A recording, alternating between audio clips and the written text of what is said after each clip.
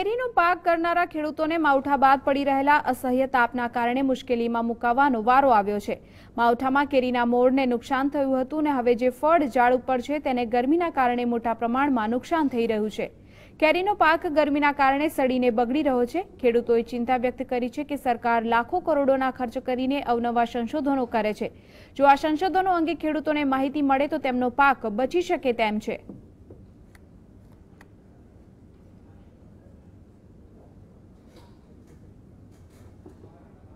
આ વર્ષે કેરીને જે 5-6 દિવસમાં જે નુકસાન આવ્યું છે 37 ટેમ્પરેચરના એના હિસાબે અને પવનના હિસાબે 20 થી 25% નુકસાન આવી ગયું છે। અને કેરીમાં બીજું વસ્તુ છે કે ફળમાખીનો ઉપદ્રવ બહુ ઘણો વધી ગયો છે આ વર્ષે, એટલે નુકસાન તો ઘણું વધારે છે।